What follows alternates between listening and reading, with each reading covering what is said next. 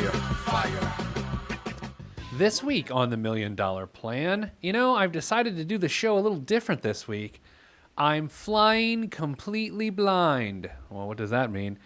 It means I'm just taking it as it comes. I know the person is on the phone. I know they have a fake name. Their fake name is Beth, and that's all I know about them. And we're just going to go from there. Nicole has, of course, compiled all their financial statistics to show you if you're watching on PeteThePlanner.tv. But I'm like a carny this week. I'm just going to have to guess her weight. Well, that seems weird. Beth, welcome to the show. I'm not going to guess your weight.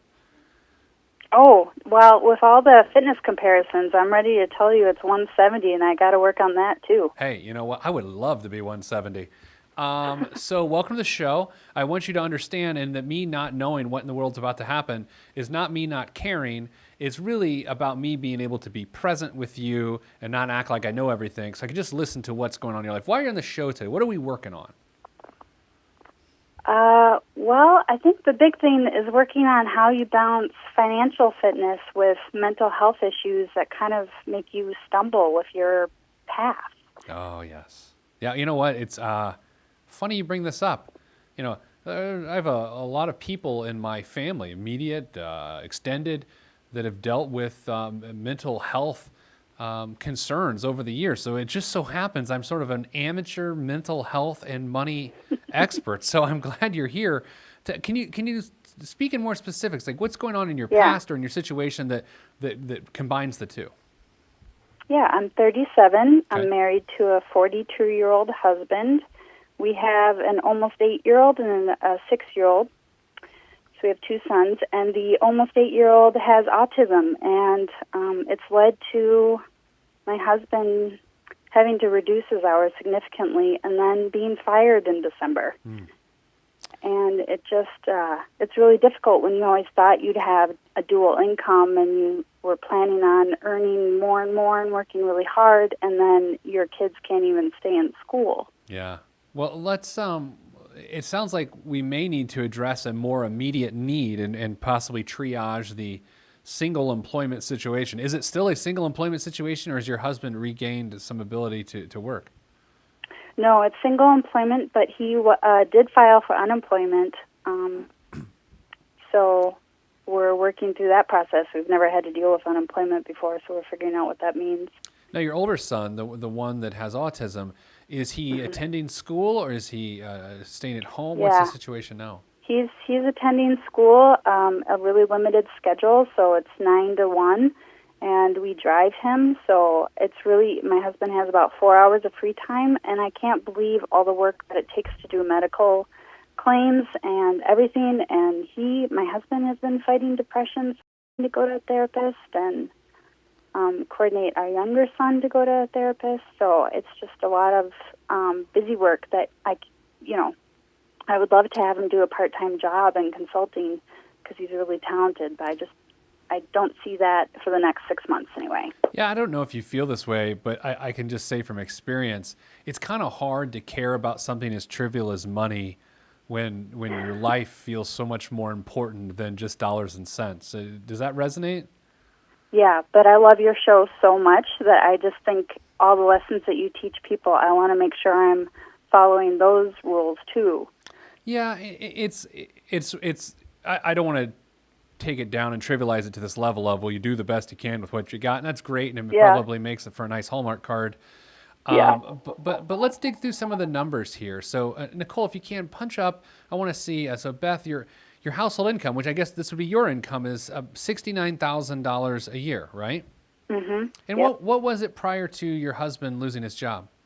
He was making $70,000 a year full time, but he kept having to go part time. So his hourly rate was $35. Okay, and so then, so your pay has been cut prior to it being cut. What seems like it's in half now. It'd been cut prior to that because his hours had come back. Is there any immediate sort of danger impact on your financial life with your income going down so much so quickly? Well, no, because 10 years ago we inherited a bunch of money, so our debt is relatively low. Okay. Nicole, let's look at the rest of the numbers there. We've got $3,000 in net monthly income. Long-term savings, you've got about $250,000 set away. $4,000 in your savings account. So tell me, Beth, that long-term savings, $240,000, how much of that is from the inheritance? How much is that from what you and your husband have been able to put together? Yeah, my husband, before I met him, put 100,000 away, and then 200 of that went to the inheritance went to paying off our house. But with the market, numbers got really fuzzy for me because we lost so much money in the house that we held, and also in our money accounts. So I would say my husband earned at least half of that, and the other half was inheritance. And then, so do you not have a mortgage payment now? Is it paid off? We have $34,500 on a mortgage. We pay $650 a month, but our mortgage is only $500, and that includes property taxes and insurance. What's your property worth altogether? Between $250,000 and $300,000. Okay, great. So really, there's a lot going on here. Like, you needed to come on here for me to tell you that you have a lot going on. What do you view sort of the next step or the next thing to be resolved in your financial life? What feels like it should be on the horizon, even if you can't see it yet? I think I wanted you to absolve some guilt over, first, letting my husband stay home for the foreseeable future, and second, just some focus on what we should be spending what I have available. Yeah, okay. So I would love to do that. And I have a super weird question to start us. Do you think gender dynamics plays a role in this? Yes. Okay. I'm a terrible mother, but I always thought I'd be the one to stay home because I always earned less. Yeah. And then, he just seems so much better at taking care of the kids. Yeah. And patient with the complications from what it means to have autism, that I just think it's so important for him to stay home. He's literally the best person in the entire world that could be taking care of our kids. Yeah, first, that's great to hear. I mean, I think sometimes we have, of course, different skill sets, even as parents, right? I don't fancy myself the greatest parent in the world, but I know I have different skills my wife doesn't have, and vice versa. But then there's also this idea of what time and life presents you. And right now, what you in your household are presented with is this opportunity for your husband to use his gifts to help move your family along in this time that seems like that's what's warranted. I mean, so from that perspective, you take a firing, which is, no one likes the F word, right? No, you take a firing, and there really is a silver lining to this, because it seems like what your family of four needs more than anything right now is some stability and some consistency with a person being able to sort of run the homestead. Yeah. Yeah. So, but at the same time, I get angry because I feel like he should be earning money. Yeah. Yeah. So let's talk about that in a really super weird way. Why do any of us work? I mean, so there's this idea that we feel fulfilled and we want to contribute to society, and these are all great things. But the most elementary level, we work because we need money. And the money allows us to provide for our families and, blah, blah, blah, blah, blah. You're at a point in time with some stability for retirement at $250,000. I mean, that's solid, right? That's solid. Pretty low housing expenses that you can run on a treadmill as a family for a while. And when I say that, and I want this to be a portion of what we talk about here today, Beth, is there'll be a time in our financial lives where our immediate priorities trump whatever our goals are, right? And so you and your husband, when you got together, he brings a dowry of $100,000 to the table, and things are going well, and you got goals, and this is what we're going to do. And then life happens, and then all of a sudden these immediate priorities pop up. And man, they seem a lot more important than our goals, don't they? Mm-hmm. So I think it's one of those situations where I guess I understand the anger of him not out there hustling so your financial situation can be better. But at some point, if you're looking at the scales of how you're measuring the quality of life right now, the stability and care of your son almost outweighs the need for more income from my perspective. Now, I can't put words in your mouth, but that's the way I see it. Well, that's all that matters right now. Pete's opinion. I needed that. Well, let's talk more about the anger sounds to me, and you said, I guess you said it yourself, is it's guilt mixed with anger, which is a really, Yeah. I mean, that's that's a toxic, not fun feeling, right? Yeah. Are you in a professional career that takes a very specific training? And you don't have to tell me what you do if you don't want to. I'm just curious how that plays into this as well. Yeah, I got my master's to make maps, and I work for state government. Are you a cartographer? Well, it's a broader field called Geographical Information Systems. Oh my gosh, GIS? Yeah. I just knew those were the letters. That means nothing to me. But Yep. Good job. So that's okay. So you make maps. That seems like it's pretty specialized. It is. So where I'm at now, like I probably won't earn much more. Okay. You know, my it's a great state job, which means the golden handcuffs of at least, inflation raises, but I'm not going to be earning bonuses and moving up the ladder to make $200,000 a year. Like where I'm at now is probably it. So are you in a state in which you'll have a state pension? Yes. Oh, that's nice. I know. There's a lot of good things happening here, Beth. Like, I mean, yes. Look, there's times when it's stormy, and this is a stormy time in your life from a distance. But man, up close, there's some good things happening. Yeah. Right?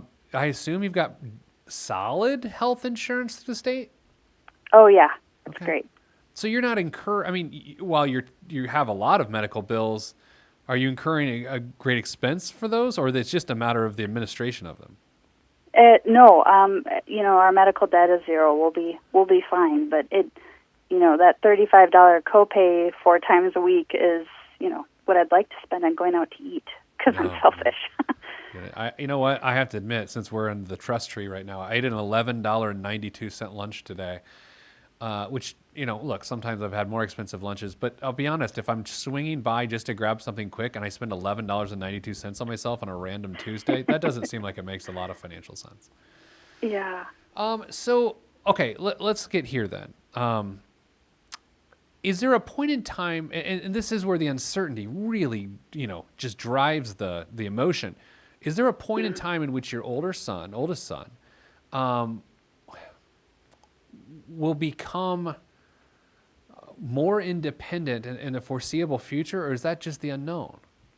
I have no clue. Yeah. I can twist and turn myself at night wondering if he's going to need to live in a group home or if he's going to be a multi-million-dollar, CEO, because his IQ is just off the charts. Yeah. And he's verbal, so it's not. It's totally unknown. Yeah. He could have a great job, or he could be cobbling part-time jobs together forever. We have a dear friend who has a son who's autistic and might be one of the smartest people I've ever met in the field of mathematics, and the kid's like 7 years old. It's remarkable. So that is to suggest when we look at your husband's unemployment right now and him sort of running the show from home, that uncertain timeline, I think, is where some of the anxiety is coming from, right? Yeah, and in the immediate future, it's every summer who could take care of him for the next 5 years. Yeah, that's it. So, is it conceivable that if your husband were to find reemployment, that some, for lack of a better term, a nanny you're able to fund that, or does that become counterproductive to whatever wages your husband could earn? Yeah, that's what we did last summer, and she was great. She was a master's degree student, so it was at least half of what he was earning. Yeah. But it was great, and I think we'll cobble together solutions like that for the next few years. But it's just kind of stressful to think what's the best right now. Yeah, I think if for whatever this is worth, I'd like to absolve you of whatever guilt you have right now. I don't have the capacity to do that, but I'm going to try. I'm waving my hand. We haven't gotten to the $50,000 car loan that we took out. I never would have done if I had known your name 5 years ago. So how much do you owe on it now? $2,800. You owe $2,800 on it? Yes. That's it? Of the $50,000. Yep, we're almost done. What did you buy, a Sherman tank? Like what does one buy? It kind of is. Yeah. Is it like a Suburban or something? No, it's a Toyota Highlander hybrid. Oh, okay. That's great. So that's behind you though. There's It's $2,800 behind me. I'm not left. going to do it Yeah. again. Yeah. Don't do it again. I think would really help with this because you said it yourself. You're going to cobble together solutions over the next several years, and that's okay if that's a plan. Like that is in itself a plan. So I think sometimes the stress can be with not knowing the intricacies of the plan, but the reality of the situation is I don't think anyone could come up with the details of a perfectly executed, cobbled together 5-year plan of childcare for your son. I think that's an unreasonable expectation to put on yourself.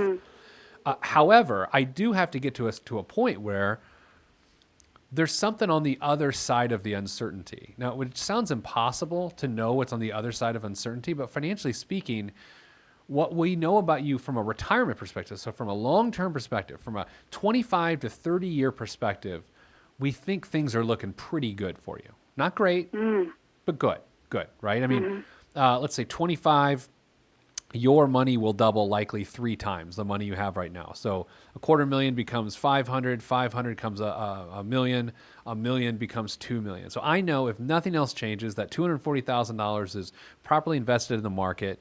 By the time you retire, that $250,000 you have right now will likely be about $2 million. I know that. Okay? I know that you have a state pension. I assume you have Social Security as well. Do you? I've been working for years. I think it said it was like $1,400-1,500 a month. Do you think, and I'm going to show my ignorance here, which I don't, why should I announce that now? I generally do show my ignorance. What is there any possibility from a disability perspective that your son would qualify for Social Security disability? When would that happen? When he's 18? Now? I mean, I don't know. Probably not. I should know these things. I think he could work. Yeah, I mean, I don't know. I think, but there's also a component of being able to support a child with a severe disability, right? And Yeah. man, I should know these things. This is why I should research before the show. We just figured out the system to get him additional medical benefits. So Right. he was declared disabled by the state, and so we get his co-pays paid for and other things. But then we pay an extra premium or something. And I have a reason to believe that as he becomes the age of majority, those sorts of benefits and special provisions could transition into an adult benefit from a Social Security perspective. But let's be honest, that's what, 10 years from now, and Right. who knows what in the world's going on with those sorts of programs, given we probably don't even know what's happening with those programs in the next 12 months. Right. Interesting. So let's say this. Let's say your husband is earning $3,000 a month in take-home pay right now. Like he's just like bringing home $3,000 to $4,000 a month. It's hitting the bank account every 30 days. How does that improve your financial life? Change the anxiety of your reality right now? Well, the good old budget word. We've never done a good job of that. Sure. So we should probably start budgeting. You never I had recalculated. to. You felt like I you didn't have to. recalculated my power percentage, and Okay. it was at 35 right now. So Is it 35 now? Yeah, 35% right now What- because I upped my deferred compensation before I called you. Yeah. Oh, see, I don't consider that cheating as long as you don't lower it when you hang up. I won't lower it. What was your power percentage before your husband lost his I job? think it was 18% because he wasn't doing any retirement Yeah. benefits.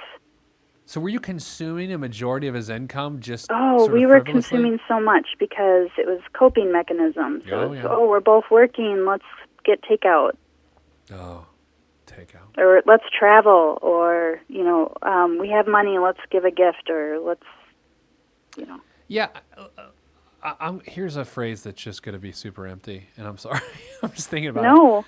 I think even in in light of all this uncertainty, we have to have a goal that we're holding ourselves accountable to. Now, your power percentage being at 35% is a great start, right? It's saying, look, we got some circumstances right now, and I want to make sure that we're being efficient despite what we're dealing with. However, I would say working towards a particular goal could also help with this.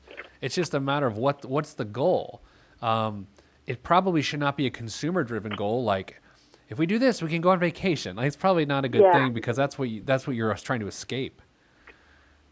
And I'm good at that, though. Yeah, I guess too. I mean, if the stress level's high, the desire to escape life right now on vacation or to Disney or wherever else, like that's probably appealing. Yeah, and I'm a geography major, so. Yeah. Yeah, and see, I'm fortunate. I know nothing about the world, so like I'm happy within like a quarter-mile radius. Do you like make everyone in your family like look at maps like when or do you just like I made this map? We don't have to look at it. How's that go? Pretty much. Yeah. The second. I mean, so you don't get into like treasure maps and stuff. I'm just saying this could solve the problem. That's how I get my kids out of the house. That's right. Send them just make them watch Goonies. How great was that movie? It's a good idea today. We got 16 inches of snow, so. Oh my! Well, let me tell you this: if Hollywood, the ubiquitous they, ever remake Goonies, I'm protesting every Hollywood movie for the rest of my life because you cannot remake Goonies. We don't need to guess your age anymore, do we? No, I'm 40. So, what do you think about this idea that your husband really digs in and finds what it means to develop a system of care for your family through the end of summer, and then as part of him transitioning out of summer, looks for reemployment and then executes on the plan that he's developed over the last few months. But you basically have got 4 or 5 months, 6 months, my math's not working, 6 months to develop a plan that you can execute on over the next few years. And that way at least takes the pressures off of, hey, you got to go get a job. No, it's, hey, man, we got to put together a plan and we're going to use your skills to execute or put together and then execute this plan. I think that's a reasonable thing to do, especially if you don't need the income right now, which very frankly, I don't think you need the next income for the next 6 months. I just don't think you do. Yeah, I like it. What could fall apart? What could go wrong here? I mean, because we have to be realistic.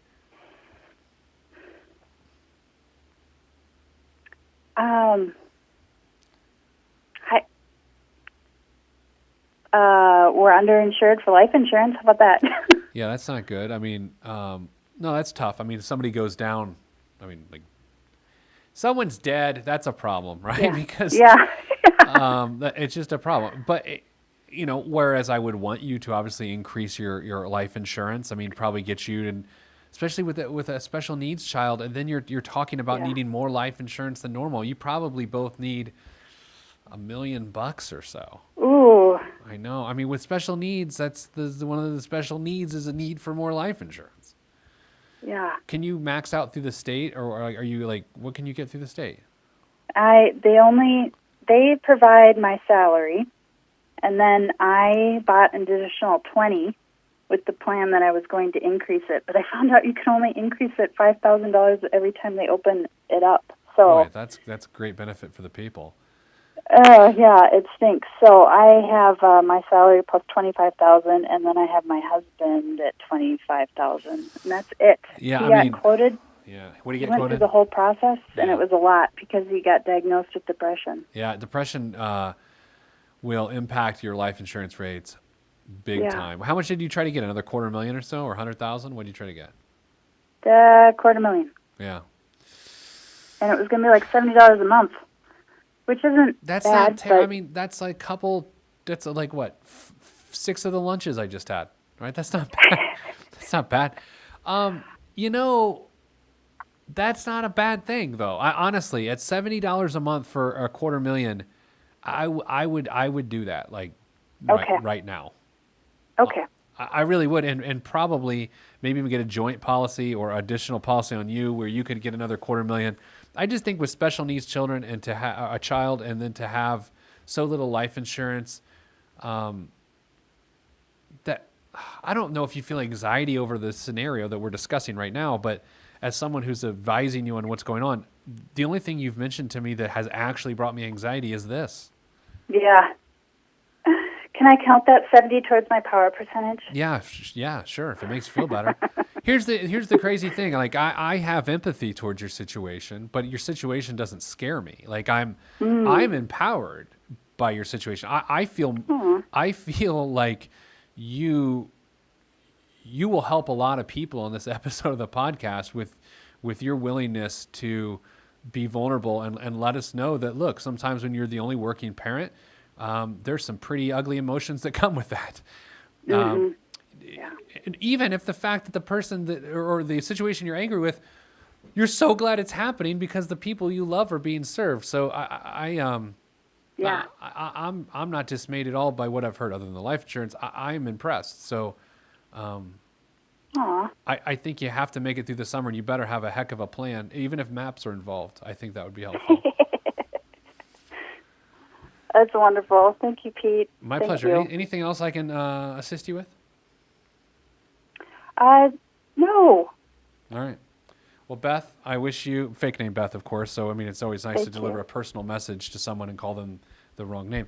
Fake name Beth, I wish you the best of luck to you and your family and your son. And I hope the situation is resolved via planning, right? I hope that you're able to cobble together a more permanent plan here by the end of the summer. So thanks for being on the show and sharing your situation with us.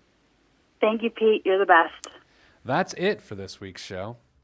I think the big takeaway in this show today, at least for me, is how disastrous a Goonies remake would be. I mean, it'd be bad. It'd be bad. And I don't think you could get away with the truffle shuffle anymore because we have a higher standard of political correctness around obesity in youth. All right, that's it for this week's show. If you want to be on the show, be on the show. PeteThePlanner.com/podcast. I would love to be 170 pounds. I'm getting there. I'm getting skinnier. If you can see on PeteThePlanner.tv, there's less Peter. Smaller Peter. # smaller Peter. That's it. Peace.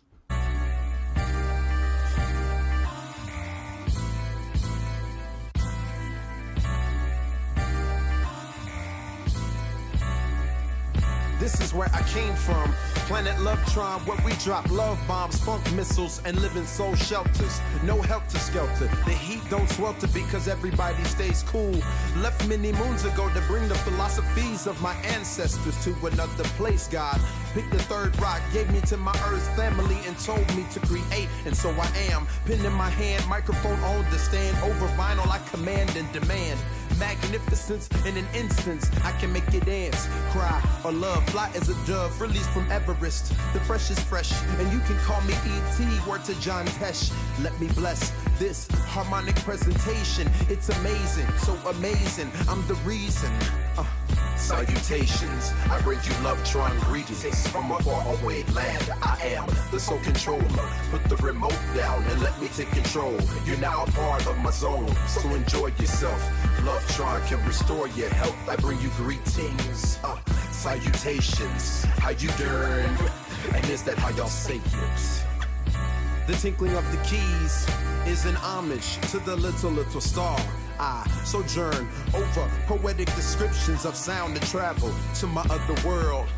Out of this world, spaceship on my arm took me home, fueled by the ink and the megabytes and the hypertext transfer protocol, stronger than the Skynet and the Terminator. I push faders into warp speed, glide with ease, creating a breeze they call a black hole. Event horizon, no rear view concerns. This I adjourn, and beats I burn. This I adjourn, and beats I burn. Salutations, I bring you Lovetron greetings from a faraway land. I am the sole controller. Put the remote down and let me take control. You're now a part of my zone, so enjoy yourself. Lovetron can restore your health. I bring you greetings, salutations. How you doing? And is that how y'all say it?